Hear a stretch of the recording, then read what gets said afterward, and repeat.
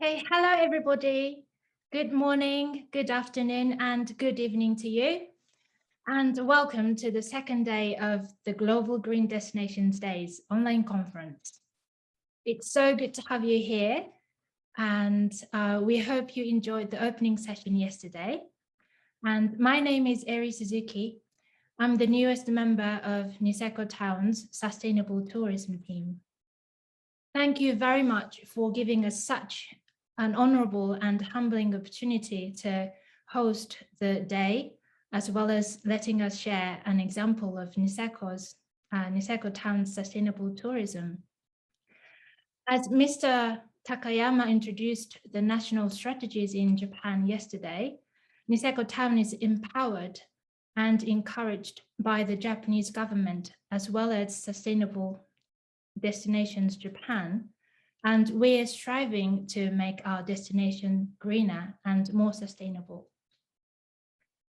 Okay, so Selina, if you could share the video for us.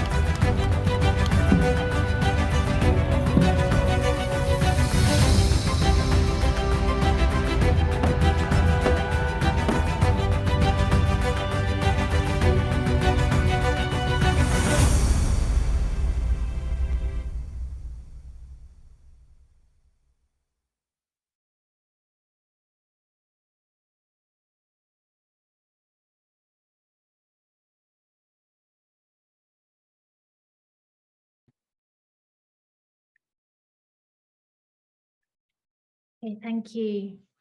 So today we are going to have panel session on nature, culture, and overtourism, and discuss the initiatives in preventing overtourism, diversification, adjusting tourism strategies while preserving and restoring the authenticity of the destinations and offering tourists and residents high quality experiences. We're very excited to learn each destination's wisdom and strategies for the greener future. Then from 1 p.m. Central Eastern Summertime, the top 100 sustainability stories will be unveiled.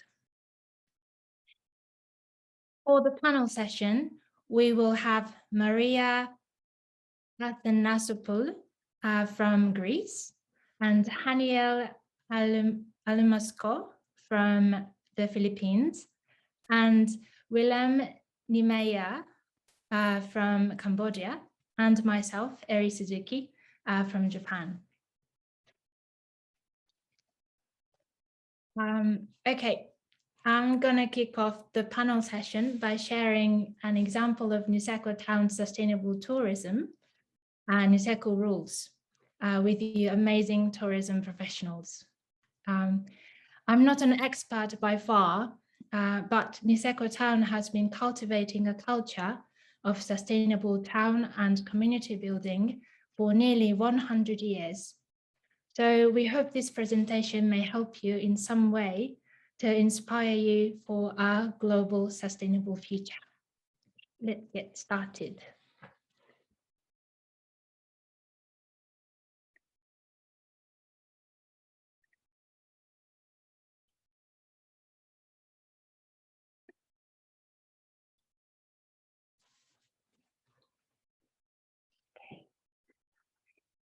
Niseko Rules, how we overcame avalanche safety issue caused by overtourism.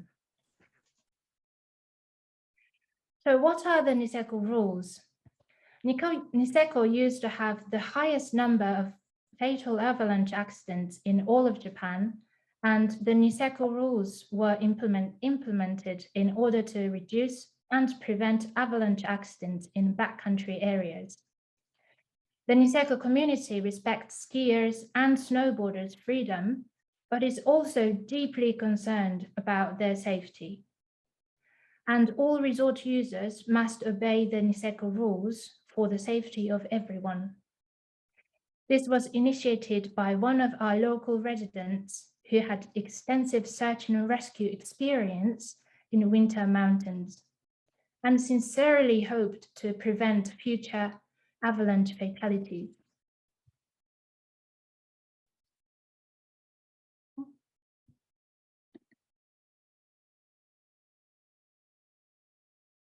So how did Niseko become the place with the highest number of fatal avalanche accidents in all of Japan? And what did Niseko town do to prevent those tragic accidents? I would like to talk about this through the following points. Why does Niseko town attract tourists? How did the problem begin?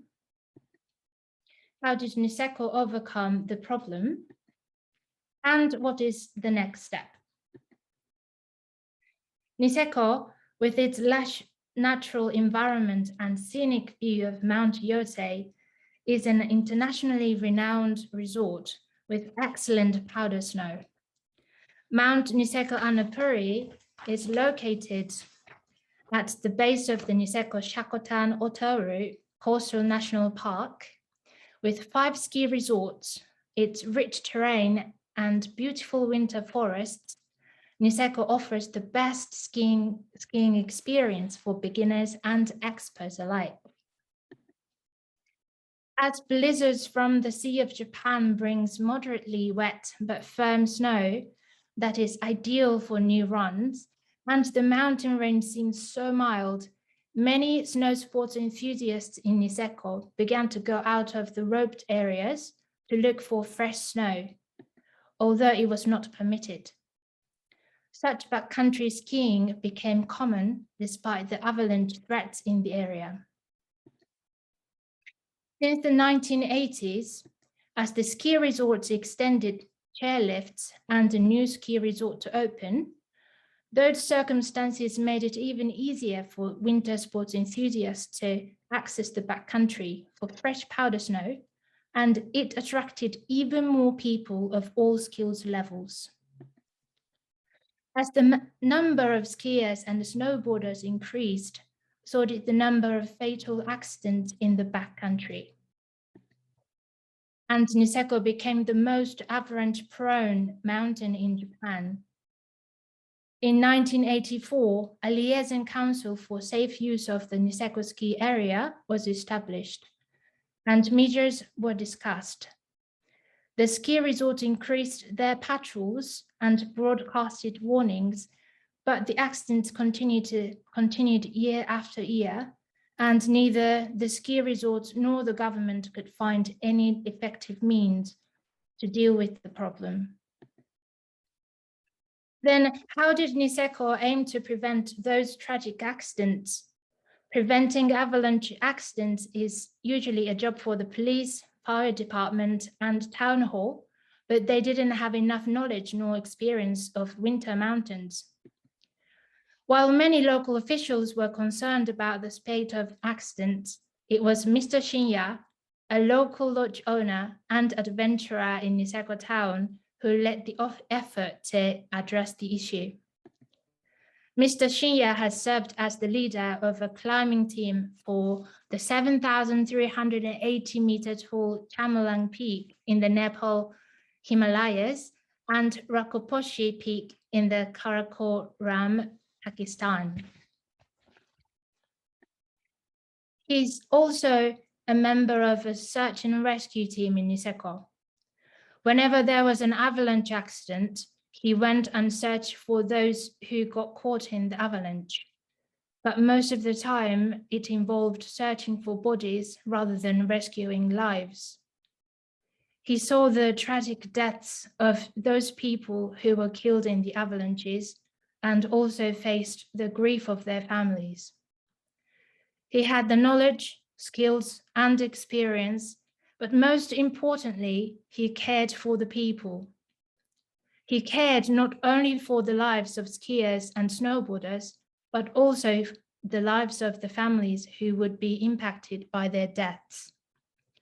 So he felt the urge to stop those accidents and took the initiative. As he set out to prevent avalanche accidents, there were two major approaches. One was to completely open backcountry access, and the other one was to completely close it. Snow sport enthusiasts wanted to eliminate the gates completely to defend their freedom to access backcountry areas by letting everyone go out to the backcountry at their own risk.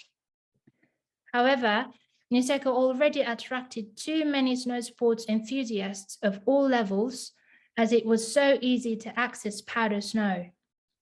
Simply opening access to the backcountry would not reduce avalanche accidents.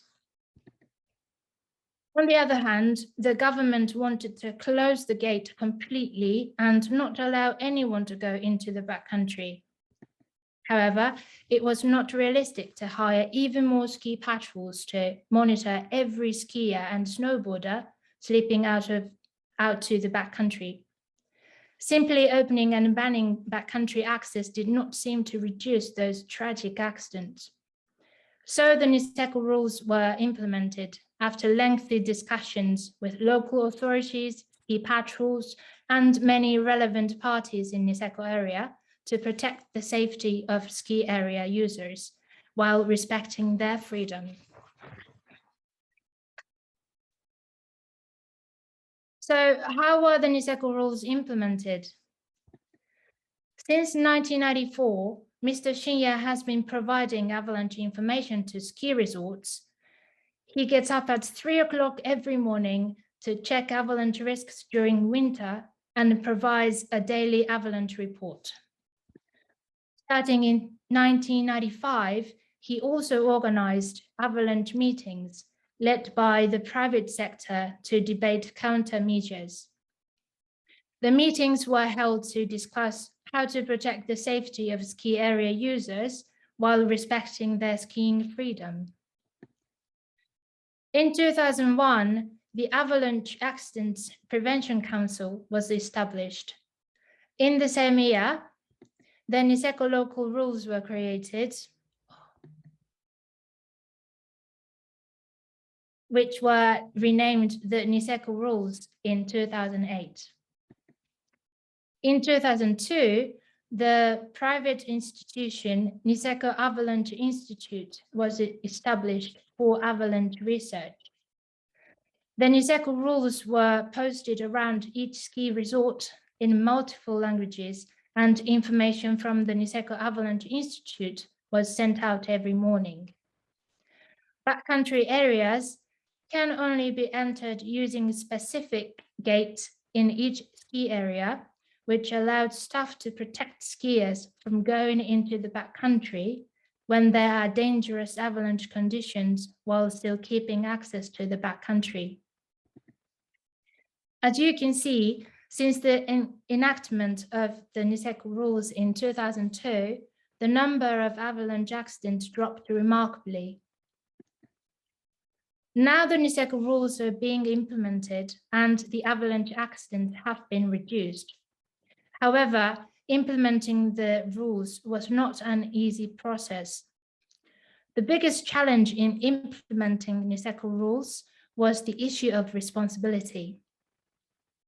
As the discussion progressed, it always came back to the same question: who takes the responsibility in event of an accident?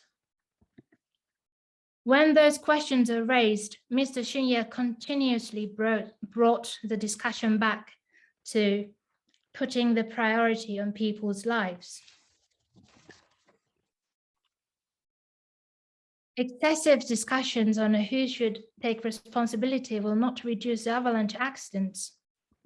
Also, if the ski resorts benefit from opening backcountry areas, should we not care for the safety of the users? We should put the responsibility issue aside and discuss what the best way is to protect the safety of ski resort users while respecting their freedom.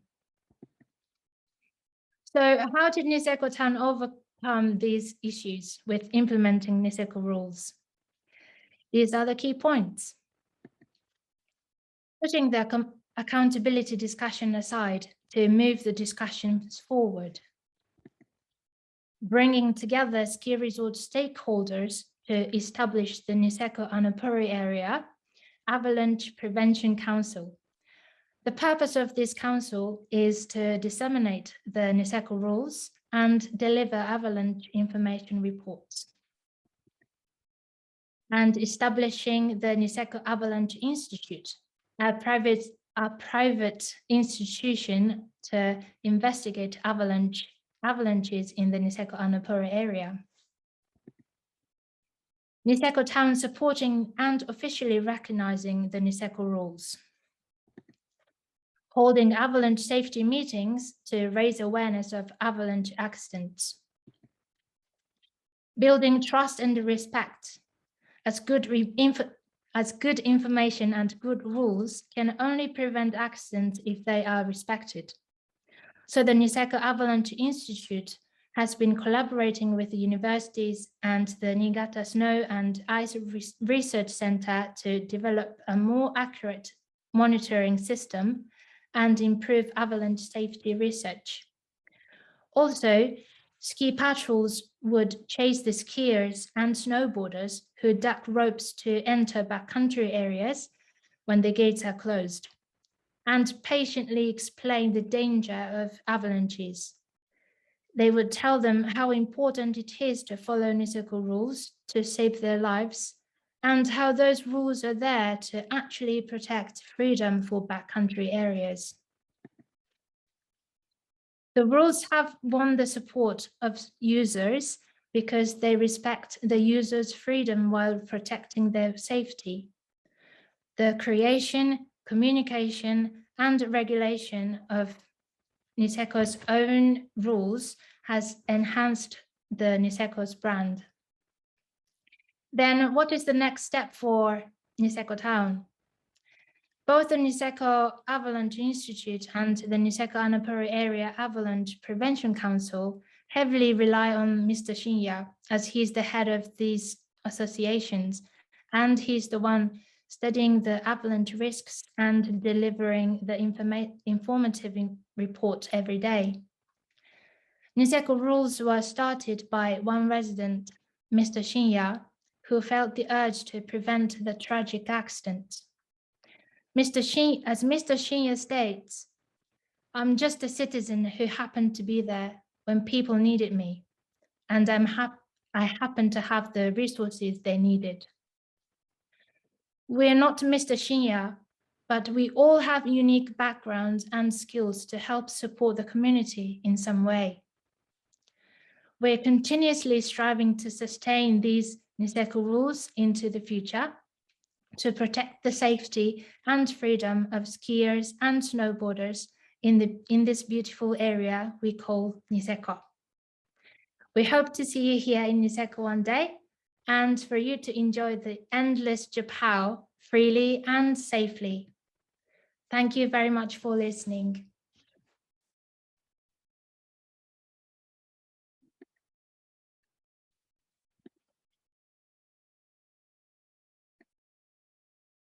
Okay, thank you for listening. And we are going to welcome the next speaker, Maria, if you're ready.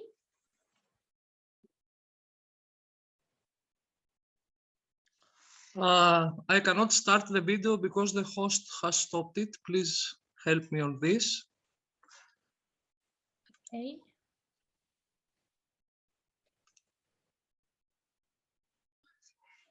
Thank you, Eri. It was a great presentation. I hope I will see you one day in your town. It seems beautiful. So I am Maria Thanasopoulou. I live in Greece. First of all, I want to thank the organizers for inviting me here to be one of the speakers in this session. It is a great event. I'm happy to be with you. So let's share my screen.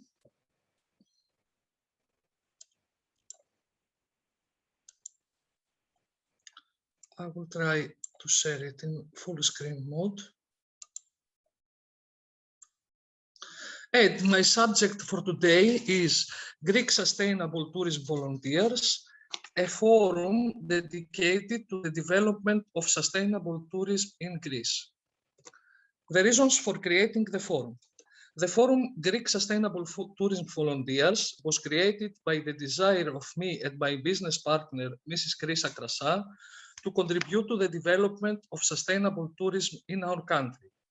The idea came up a year ago when we were in quarantine mode and started noticing the first effects of COVID-19, not only in tourism, but in our daily lives in general. In recent years, we are leading a very successful tourism marketing company that provides the services not only in Greece, but also in other countries. During the quarantine, the activity of our company was only virtual. We had time to think very seriously about what needs to be changed in tourism generally. And we decided that we should work hard to leave a positive impact in tourism market, in the environment, in our country, in our local communities, and in the way business act professionally in tourism market. We wanted to support something bigger than green tourism, ecotourism, agritourism, responsible tourism, and ethical tourism. Our main goal was to support all of the above, but at the same time, we wanted also to support our local community and local culture and help as much as we can the economic development of tourism in the future. So the answer to our questions was sustainable tourism and its principles. We realized that sustainable tourism is a very broad field about which tourism professionals are not sufficiently informed globally.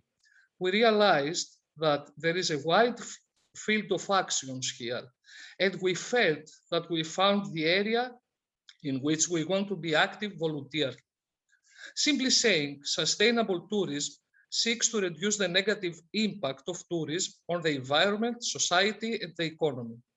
Sustainable tourism is a very broad concept that encompasses almost all forms of tourism that we know. How the network was created. The above thoughts and decisions pushed us to understand that in order to make big changes, more than 2 people are needed. These actions demand big teams in which everyone will contribute in the way he can. So we decided to invite other people to our effort, but altogether we had to have a unit of actions, a way of joint communication. We had to inform and be informed, to decide on actions, etc. We decided that a forum is the right vehicle to house our movement. So a few months ago, my business partner and I decided to establish the Greek Sustainable Tourism Volunteers Forum. Participation is and will always be free, and all our actions are based on volunteers, free applications, and social networks. Forum supporters. Until today, members of the Greek Parliament, professional chambers, trade associations, associations of hotels and travel agents, and individual entrepreneurs from all over Greece have publicly declared their participation in our forum.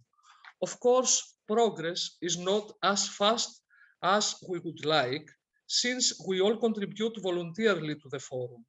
But at the same time, we are all also working hard to offset the financial loss of COVID-19 that is severed. During this difficult period, our first attempt is to keep participation to the forum free for anyone, which requires a lot of personal time because for any action, we must find time to implement it. Purposes of the forum. Our first goal is to communicate to the outside world that sustainable tourism is more a way of life than a standard business process. We aim to help our members implement sustainable practices in relation to the following issues: energy saving, waste, food waste, personal training, local community support, local product support, sustainable ways of transport, highlighting of local monuments and routes, communications of our message to the people out there. We also communicate the message that by applying the principles of sustainable tourism, we will be able to become better professionals and better visitors at the same time. We are already preparing proposals for volunteer actions, which we will propose to our members by the end of the year, inviting them to state in which areas they can take actions. We don't forget that sustainable tourism can be also the method by which, when we visit a place as tourists, we will try to leave our positive mark on the environment, society, and economy of this place. Sustainable tourism is the method that will help us use tourism positively for our places, our businesses, our natural environment, our local economy, and our local community. Development of the forum. We have hosted our forum in a free web page where it is very easy to register either via Facebook ID or via Gmail or via email. Groups. We have already created the following groups: announcements, activities, discussions, free virtual courses, events. First meetings. Our first meetings are virtual, and we are planning a series of events in the largest cities of Greece in 2022, if the conditions regarding COVID-19 allow it. Educational material. We have already started created mini seminars in the Greek language on various topics related to sustainable tourism. Prominent supporters of the forum in the field of international tourism education have already declared their support of this program. These mini seminars will be available for free to all our members. The first mini seminar is already uploaded and it is available to our members. Creating a library. We are already creating an online library in which articles on sustainable tourism are uploaded in Greek, mostly, and English. There will even be enough material from green destinations and a good travel guide also. Common practices. We are already promoting to all our members and more widely to those who read us through social networks and through our articles the following principles, urging them to adopt as many as they can, while we plan to promote even more principles and good practices of sustainable tourism in the near future. We use less paper when conducting our business.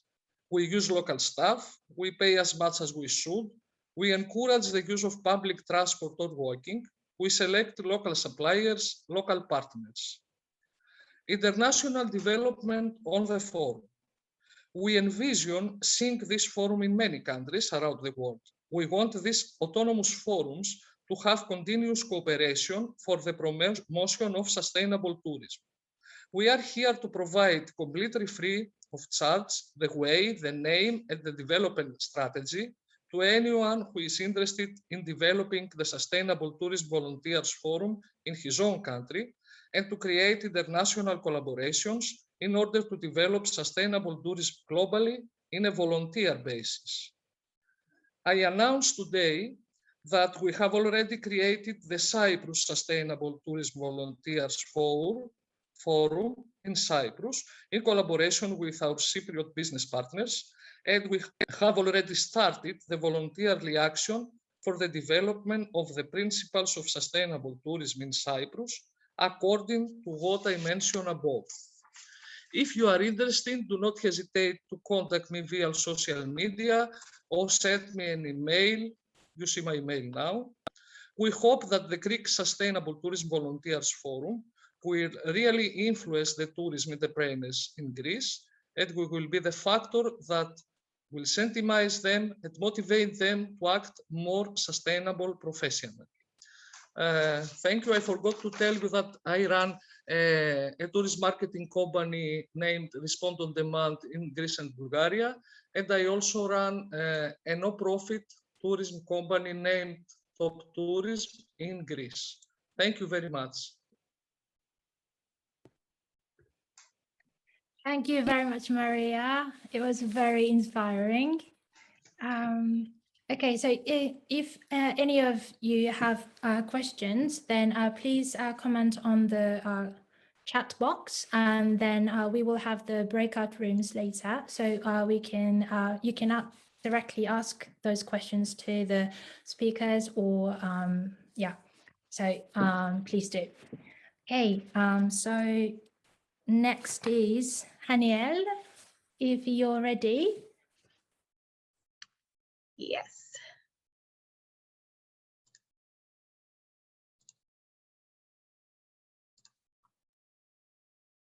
Eric, can you see my screen now? Yes, I can. Beautiful.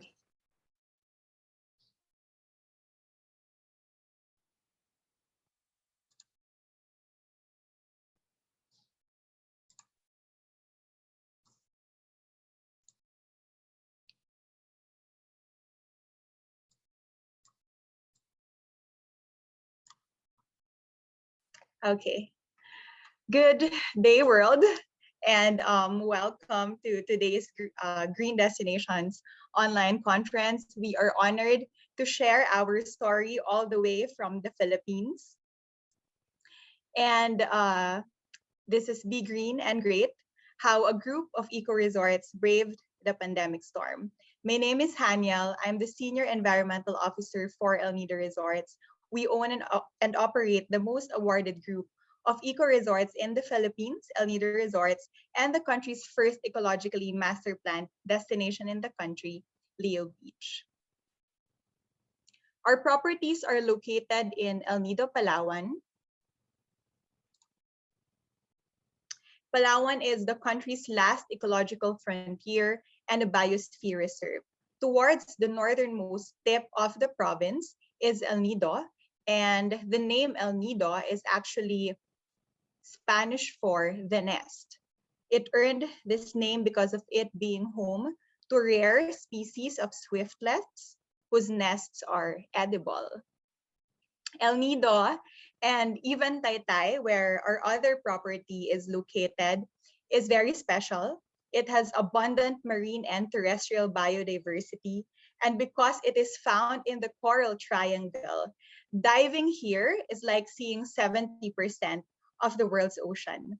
800 species of fish, 400 species of corals, and 5 out of the 7 species of sea turtles. All this is the reason why El Nido was eventually declared as a managed resource protected area in 1998, or a national park. Because of this, activities in town and around the bay are regulated in order to ensure conservation of the environment.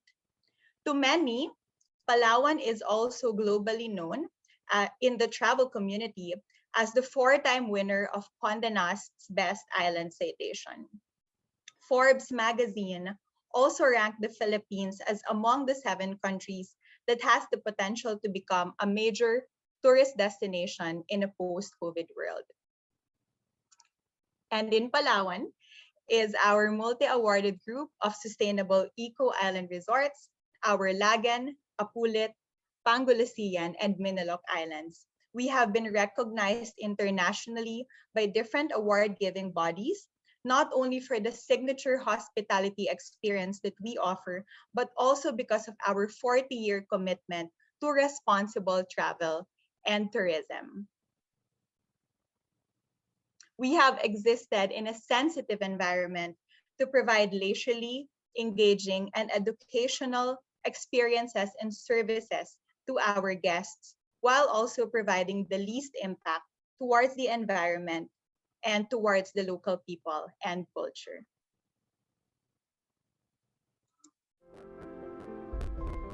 Sa Timinawit, bibihira lang po yung turista na foreigner na nakakarating sa lugar namin. Ako si Mariano Balidoro, nakatira sa Kiminawit, El Nido, Palawan.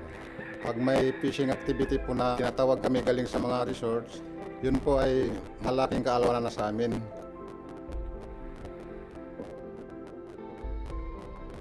Sa anak ko po na si Mare, ang pangarap ko po sa kanya, katulad din po ng pangarap niya na maging chef balang araw. Sa pamumuhay po namin, nakikita ko rin na mayroon ding pag-asinso. Ngayon naman po, sa pagpasok ng tulong ng Nido Resort, nakikita ko na medyo maganda ang bunga po nito para sa amin. Kasi nga po may mga naibibigay silang programa na nakakatulong ng malaki sa aming kabuhayan. That was Hooks to Books, our long-running Fishing with the Community program, which has garnered international recognition as the first BBC Earth documentary shot in the Philippines.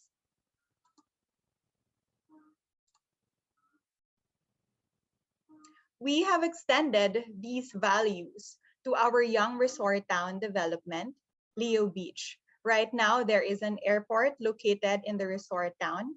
It is also home to our 4 boutique resorts, Huni Leo, Casa Calao, Hotel Covo, Balay Adlaw, and our sister company, Seda Leo. When you stay here with us in El Nido Resorts and Leo Beach, you will experience a guilt-free vacation. You will be taking part in what we call creating shared value, where our resort operations are focused on our quadruple bottom line approach of financial growth, community engagement, environmental stewardship, and organizational development. Your stay with us will help uplift the lives of our El Nido community members and at the same time, the protection of natural resources. When COVID-19 hit the Philippines and Palawan, it caused a massive effect and impact towards our operations. Borders closed down. We were declared as a Category 4 property, and we couldn't operate. Local community quarantines continued and were imposed by the government, and we in Tenots had to close down, affecting the livelihoods of hundreds of employees, of which 80 to 90% are actually locals of the province.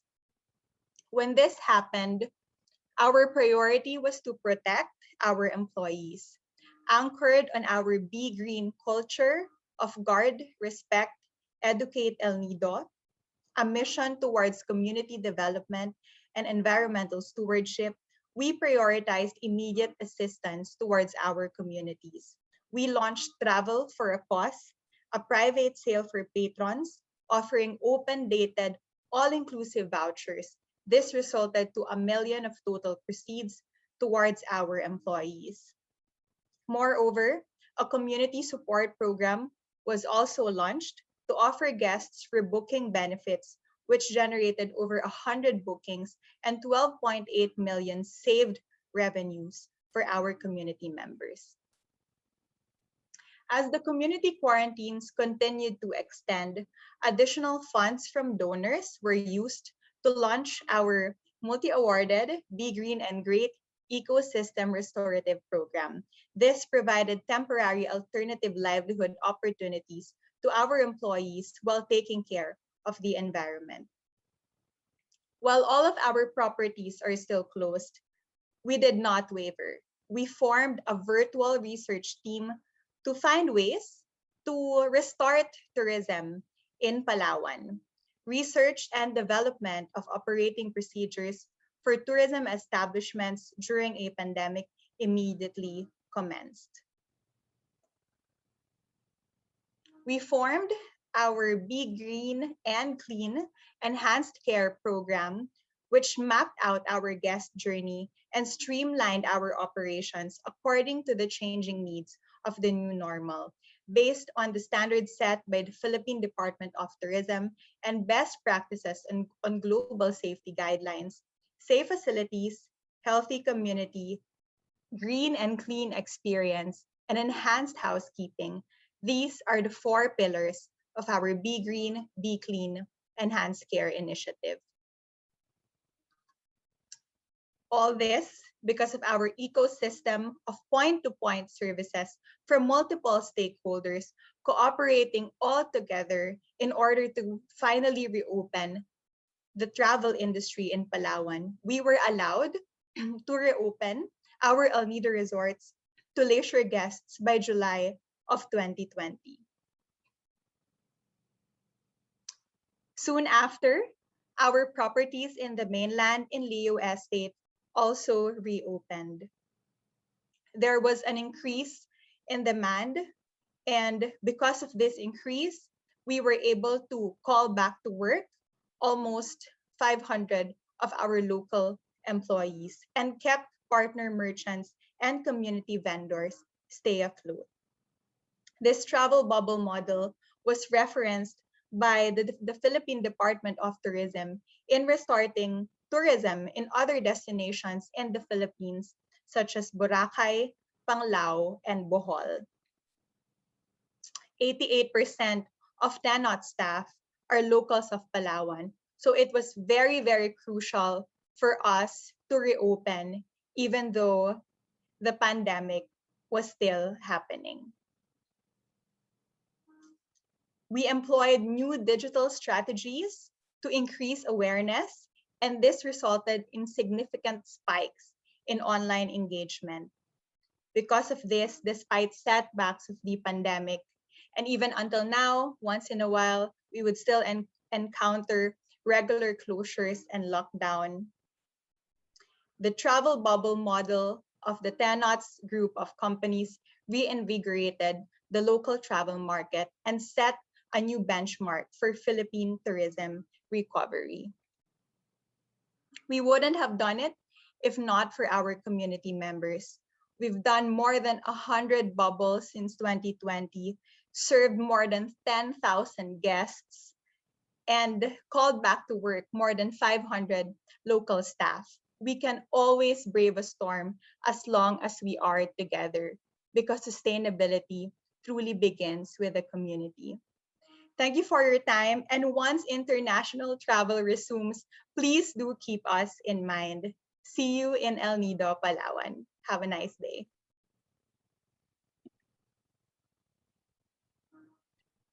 Thank you so much, Haniel. It was so beautiful to see your country, and it made me want to come to your country. Such a beautiful, beautiful beaches. Please do. We'll see you soon. Thank you. Okay, so our next speaker is hold on. Willem. Willem, are you there?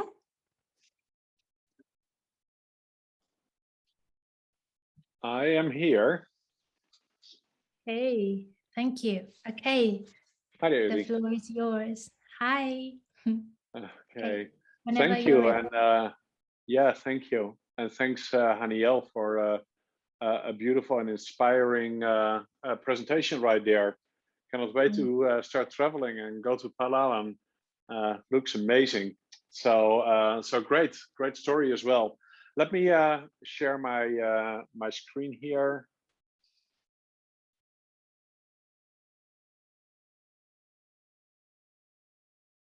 Okay, this should be doing it. All right, so I'll be talking for a while about Cardamom Tented Camp, which is one of our projects. We actually have a number of projects in our small family of responsible travel companies that also includes destination management companies. It includes even some software companies and 2 eco lodges, one in Thailand and Cardamom Tented Camp in Cambodia. But before I go there, I just wanted to first thank Green Destinations for inviting me and to talk about Cardamom Tented Camp. and share some of our experiences running the camp and setting it up.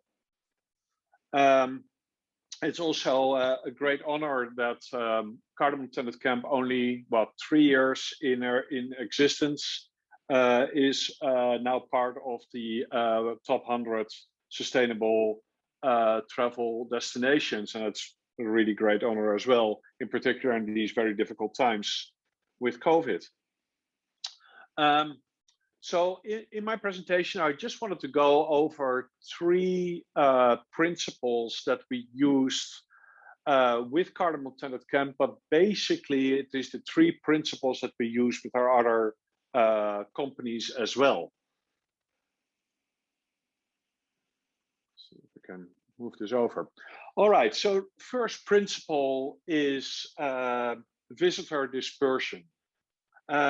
I'm a great believer that visitor dispersion, in particular for the Southeast Asia region, is really important when it comes to preventing over-tourism.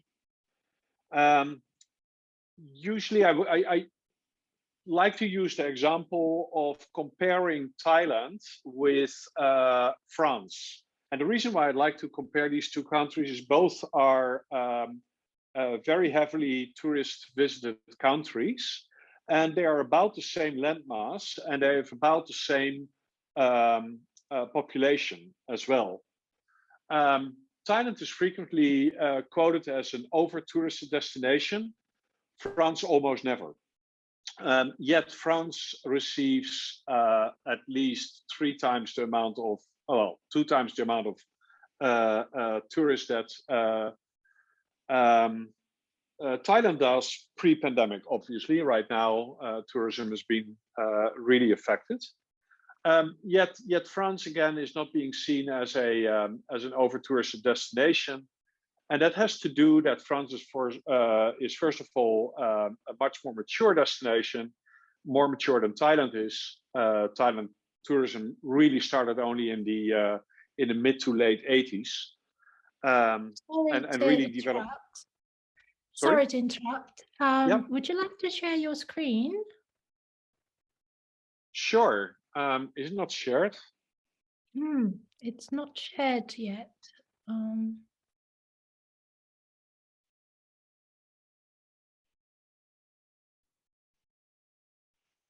Is it sharing now? We see your screen, the whole screen. Where is this?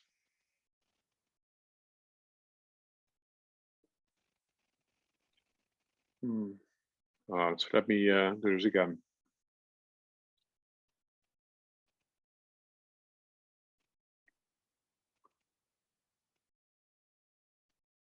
How about now? I think that's better. Yeah. All right. Thank you. Thank you for that. And I'm sorry. Right.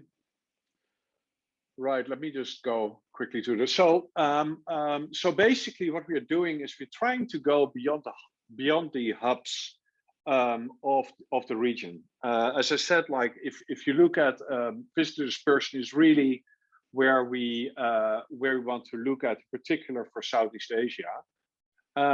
And this is true in Thailand, as my example, just comparing it with France, which France just really dispersing its visitors over all their provinces and little towns, and giving attention to international tourism to visit these smaller areas. Where in Asia, Southeast Asia, where tourism just starting, most tourists only go to the hubs. So again, if you use Thailand as an example, it's obviously going to Bangkok, but then the islands, the beach destinations, some of the beach destinations like Phuket and Samui, and perhaps the North Chiang Mai.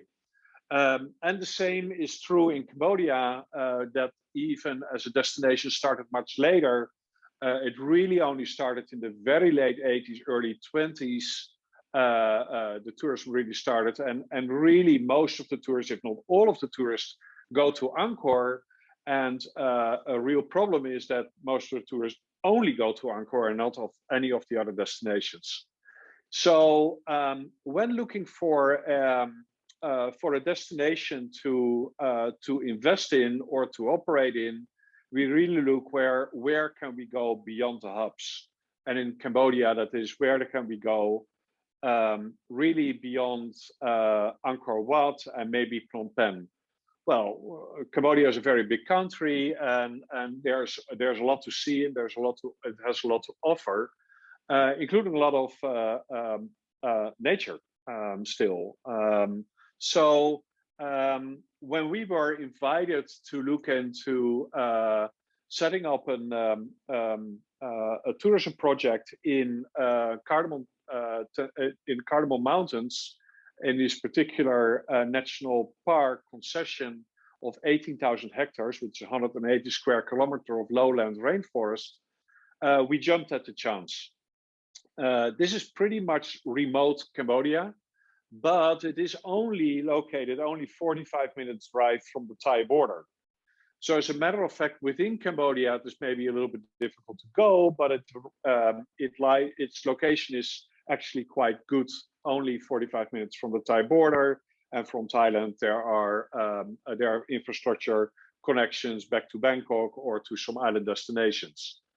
So it is basically looking into where can we develop outside of the hubs, so we can add value to the destination and prevent over-tourism. So this is one one principal part that we look into when we develop something, when we build something, either when it comes to hospitality, to a lodge, but the same principle we use in our DMC when we develop new tours. We try to do so outside of the beaten track, outside of the beaten path. Of course, a big part of developing outside of the hubs is also making sure that the tourism dollar is being spread over the country and not being concentrated in just a few places, which is very true for our development Cardamom Tented Camp as well. I see. Okay, so the second principle that we use in everything that we do is make sure that we engage expertise. And you can look at this from various angles, also for your own projects. When we look at engaging expertise, our own expertise lies in tourism development, hospitality, very strong. Understanding of source markets, understanding of product development. So this is where we are really strong in. But when it comes to setting up a lodge that purpose is to support a nature concession of 180 square kilometers and prevent illegal logging and prevent illegal hunting. And even do, as you can see here on the slide presentation, we do also the resettlement of wildlife. We don't know anything about that, so we look into how do we engage expertise. Well, in the case of Cardamom Tented Camp, this came kind of in a very natural way. Cardamom Tented Camp is actually a three-party investment. We from Jana Ventures, we have built the lodge, constructed, we have conceptualized, and we are operating it as well. Our other partner is Minor Hotels. They do a lot of hotels in the region, and they are the ones that financially support the project. And our third partner is Wildlife Alliance, and Wildlife Alliance is a wildlife conservation NGO, and they run they manage 3 ranger stations on the concession where we have Cardamom Tented Camp. So it is this cooperation where you leave everybody's in their own expertise. We run the camp and we work together very closely with the rangers and making sure that the rangers have their space to do their expertise in their parts, and are very effective actually, making sure that there is basically no more illegal logging, very few, and no more illegal hunting, and wildlife that is being resettled in our concession thrives very well. So in other examples that I can see around me, you know, we are doing this type of business for the last 30 years in Southeast Asia. If you come in from another angle, if you are maybe a wildlife conservation NGO and you want to do something, I would heartily recommend to get the expertise of those that do hospitality or do travel or tourism very well, and see how you can cooperate together. So that's our second principle. Our last principle, well, we have actually more than that, but the three primarily one is to go and set up your business from the start along the triple bottom line. When Haniel was just doing her presentation, she was talking about even a quadruple bottom line, which is interesting. So we leave it more at a triple bottom line, and that comes down on three parts. It's first of all to be profitable, and second of all to make sure that you take care of environment, and third of all that you take care of the local community. And the quadruple bottom line really divides that local community more into even making sure that you take care of the development of that community as well, which we kind of like pull into our community part of the triple bottom line. What is very often overlooked is, I would say, would be the first part is to make sure that you are profitable. When you set up your business plan, do so along the triple bottom line, and do so, build everything into your business plan. But without being profitable, you are basically not going to be very sustainable for a very long time, because you have to continue to put money in your business in order to sustain the local community, in order to do environmental protection or conservation, as in our case. So making sure that that you work along the triple bottom line is in my sense very, very important. And to pull that all together, all of that, and to make it into success, it's very important that you pull in a shared purpose. And what I mean with shared is share it with all the stakeholders. So not only your own partners, not only the community and your own team, or maybe your own business partners, but making sure that your guests, if it is, or your clients, are part of that shared purpose and know what it is about. In our case, in Cardamom Tented Camp, it was a very clear shared purpose that we had from the beginning. The purpose of Cardamom Tented Camp is really to keep the forest standing in our concession, in our, what we call our, but it's actually Cambodia's 180 square kilometers of lowland rainforest. When I first visited the area, I flew over the area by helicopter, and this is a shot out of the helicopter where you can see the difference between our concession, clearly on the left, and the concession of our neighbors that was given away and was completely chopped down, and to make way of a monoculture, probably palm oil type of plantation.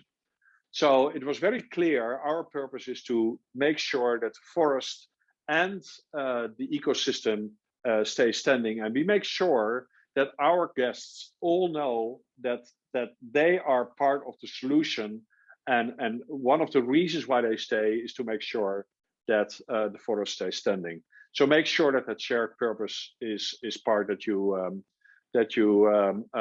share with all your stakeholders, and you talk about that.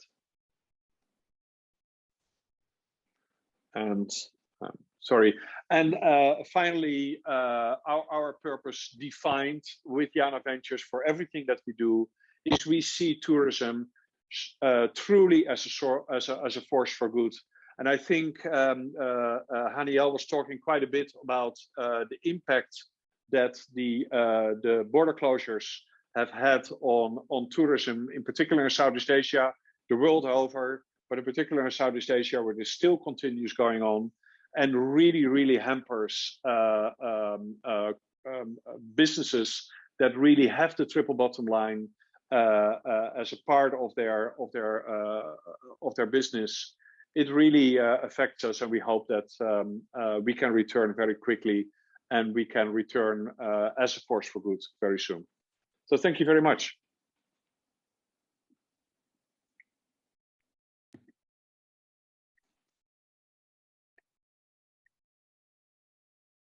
Thank you, Willem, for such an inspiring and informative presentation. If all the speakers can put your cameras back on. Thank you. Then we are going to have a little bit of a discussion. And perhaps actually, I think we have some good questions from the audience. Enge, are you there?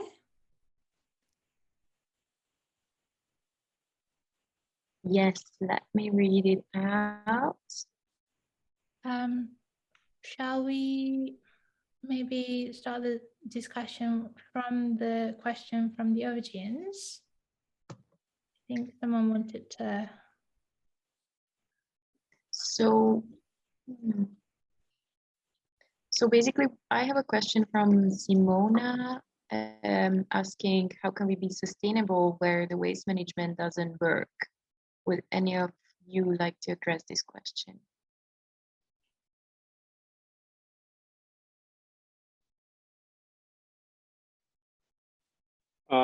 Well, I could perhaps give a start. Waste management is like very, very important for our location. We are located in the middle of the jungle. So everything we take out, we take in, we have to take out again.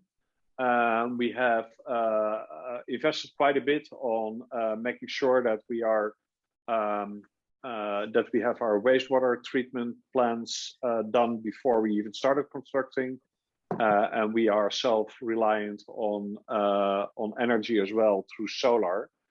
I'm sure that Haniel has similar issues in Palawan as well.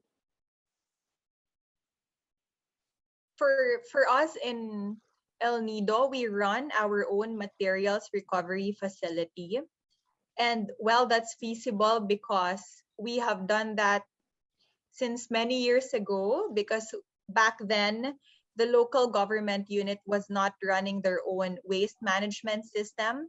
But now that governments are slowly being aware of the importance of having their own waste management system in Palawan, they have started to also establish their own facilities for other tourist establishments.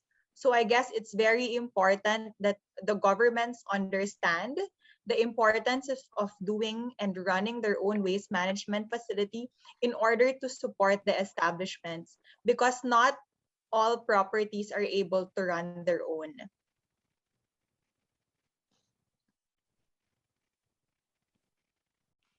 Thank you.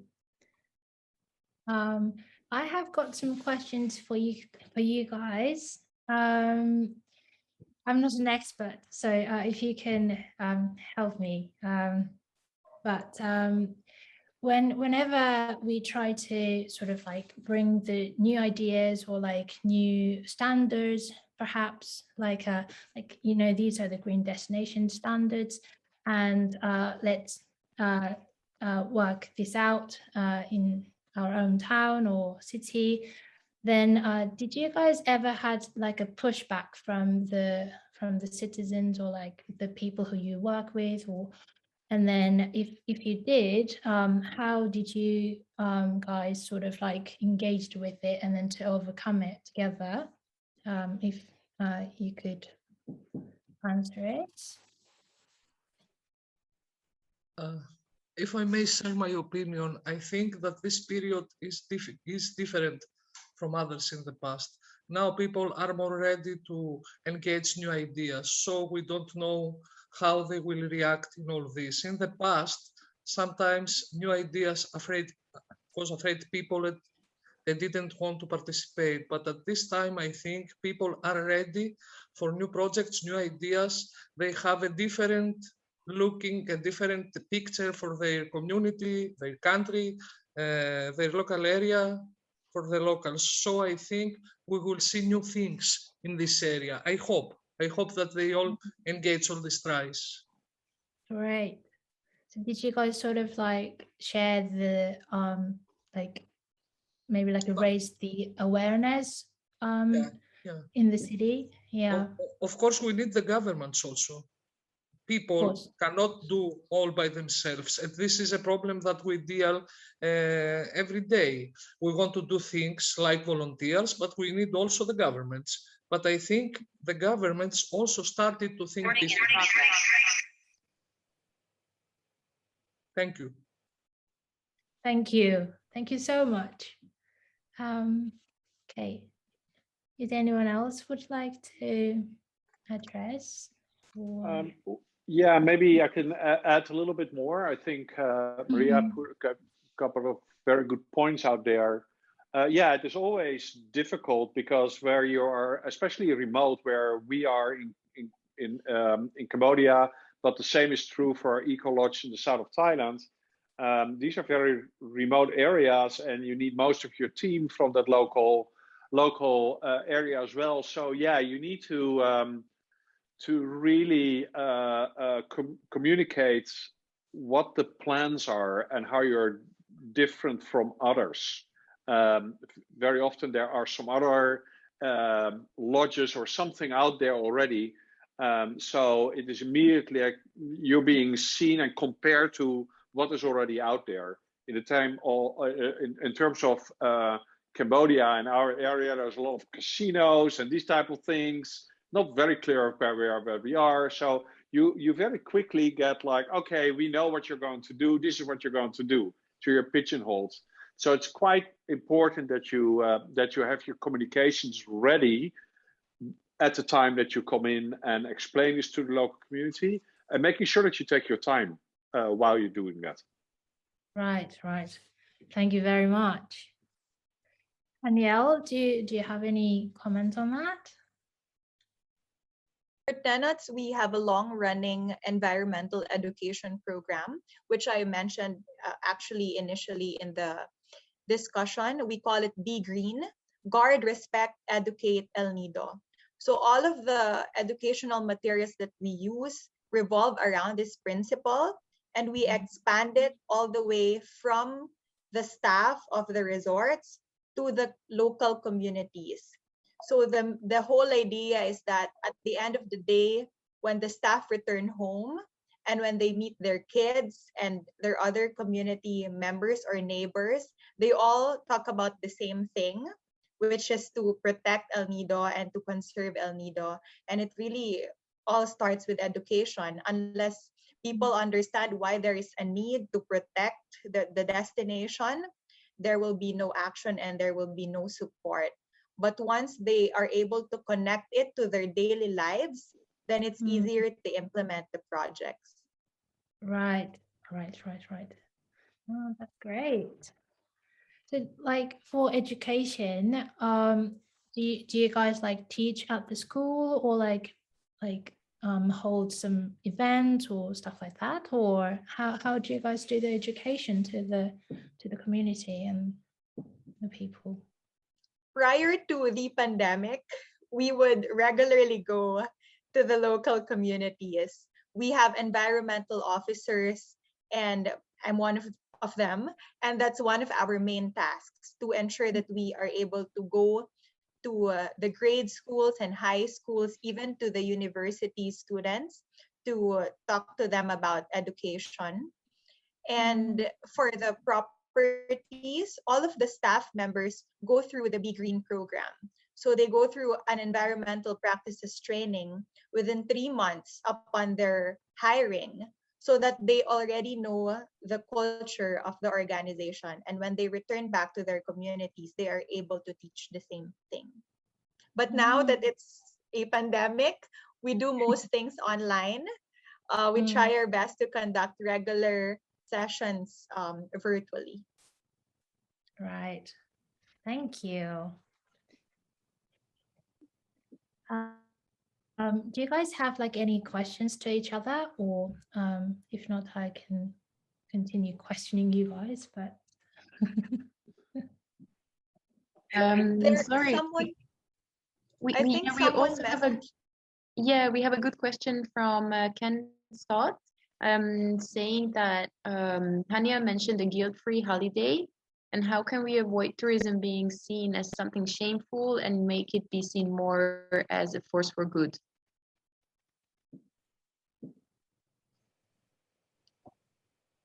it seems like he combined all of our presentations into a question. I mean, this is what we are trying to change how the people act when they are traveling, isn't it? That's what we all try. Anyone from us may be with a different way, but we all want this result, to be the travel a force for good, the tourism. That's what we are trying to do here.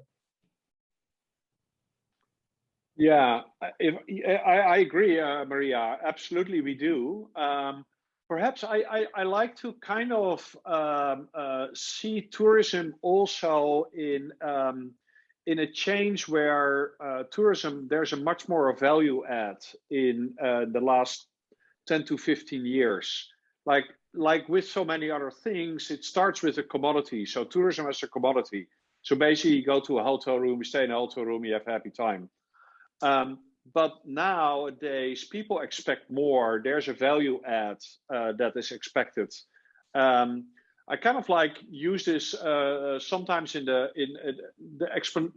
example of this could be Starbucks, where you start out with just selling coffee as a commodity, and then maybe later on selling a cup of coffee for $1, and people are happy with the cup of coffee. And then later on comes Starbucks, and then you get a whole community around drinking a cup of coffee, and all of a sudden, people are used to, paying what, $5 for a cup of coffee, but they will get much more out of that cup of coffee. And the same is happening in tourism. So it's no longer about that tour. So a traveler, they don't even want to be called a tourist anymore. They want to be called. They want to learn and be educated.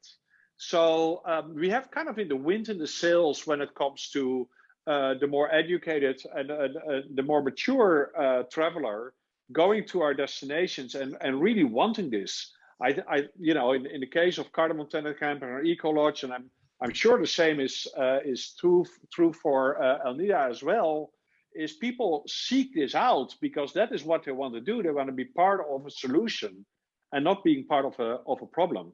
So they seek out these type of things. So tourism as a force for good is no longer really, I would say, it makes good business sense to do that, because this is what people will seek out and will continue to seek out more and more and more as we are, further and further in a more climate emergency.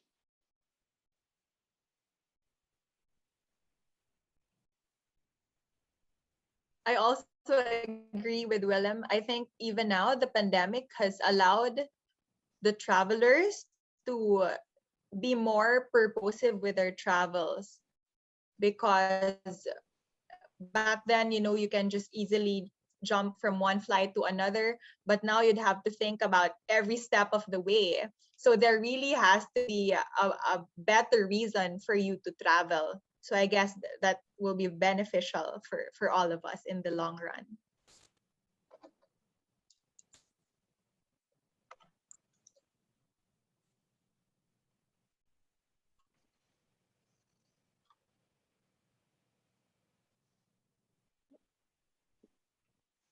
Are there any more questions? Not from the chat. There is a direct message to me from Francisco Benitez. He's asking me what a travel bubble is. I'm sorry if I'm misdescribing that in detail, but a travel bubble is a point-to-point itinerary for domestic travel in the Philippines. So for us to be able to operate all of the suppliers and the actors of the whole itinerary should be, for example, tested. None of the actors in that point-to-point system are not regularly tested. The tourists will come in RT-PCR tested. The staff are regularly and weekly tested as well. So it's a closed circuit. That's why it's called the bubble.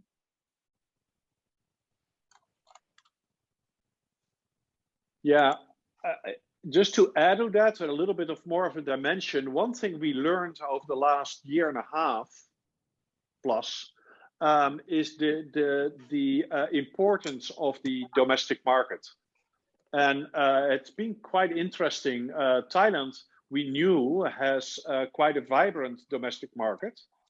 But we did not know that Cambodia itself also has a very vibrant domestic market and growing so.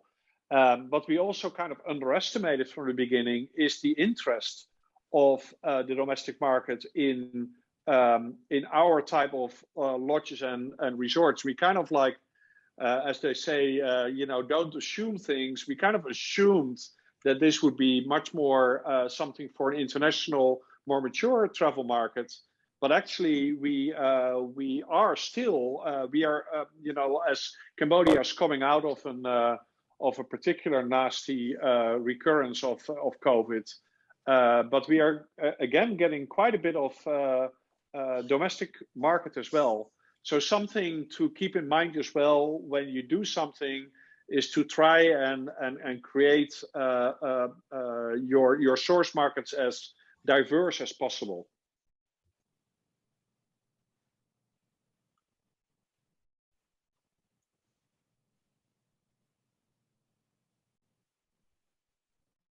I've got actually a little bit more questions for you, if you guys are up for it. Yeah. Yeah. Go sorry, for it. I'm such a beginner of this sustainable tourism. But I think in Japan, it's still sort of like trying to, I don't know, educate the tourists. Like, I think in Japan, still the tourists are not familiar with the sustainable tourism, and probably neither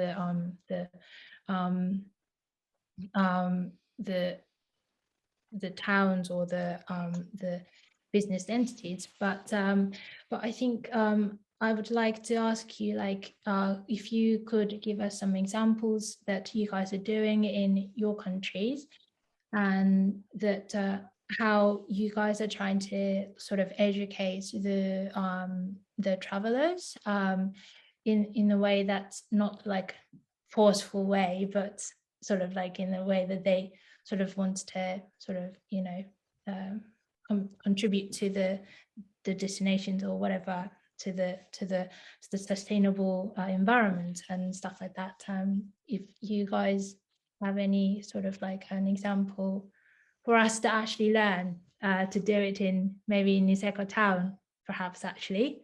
So if you guys have any sort of ideas and examples that you could share. Allow me to mention that when we are, as professionals, we are educated on sustainable tourism, at the same time, we become more sustainable travelers. So this is an issue we had on the forum we created, that when you are training to be more sustainable on your job, on your work, at the same time, you are educated in order to be more sustainable traveler. But if we want to educate travelers, this is not only a business's purpose. I think that all the local community have to engage with this, and the government. This is not easy to educate the people who will be in your country. It needs a lot of efforts from government, from locals. The locals have to respect their own community, their own place in order to show this to the travelers. So it's a lot of things that they have to happen in order to have a good education to traveler when they will come to our country. Thank you. Yeah, agreed. One thing that we do in our other lodge is for reforestation, and it comes down to getting clients, guests, to be involved in the reforestation and to learn about.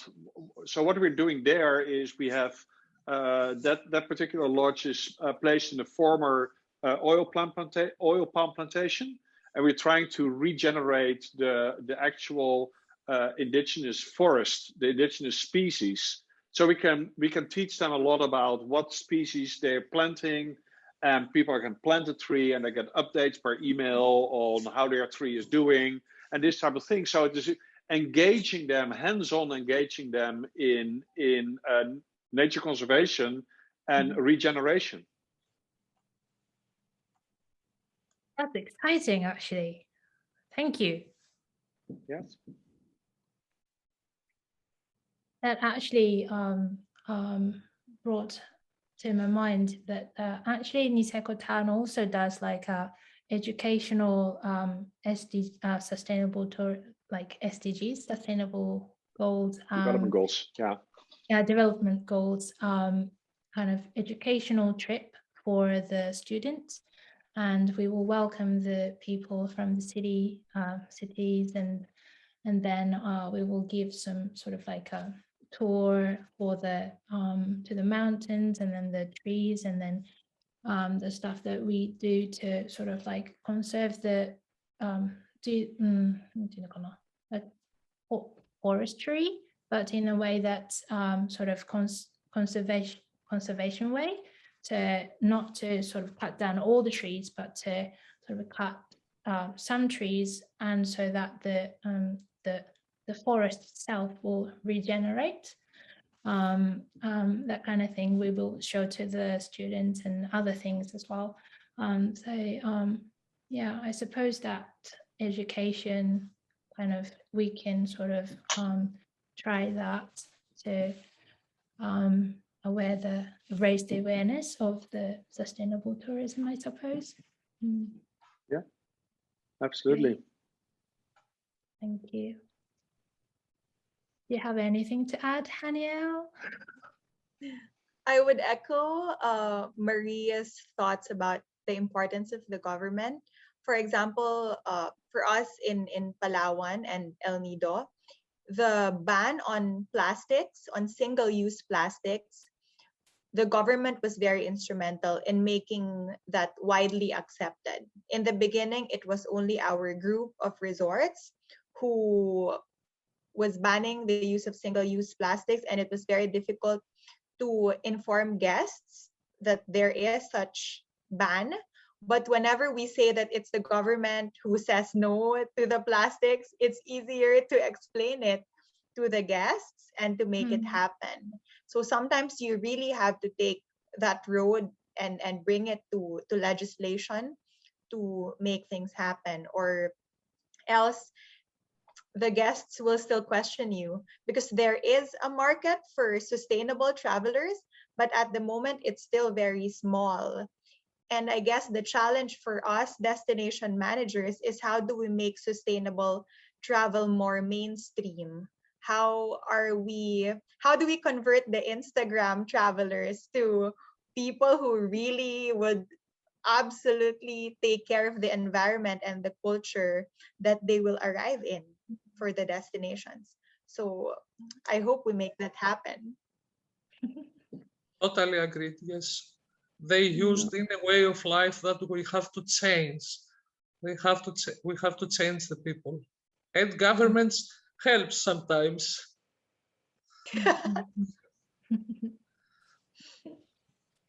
Thank you so much. Okay, I think we are going to go into the breakout rooms. Yeah, okay. Let's move to the breakout rooms, and if Jenge can prepare the rooms. Yes, So we are going to open the breakout rooms Mhm. in a few seconds. Yeah.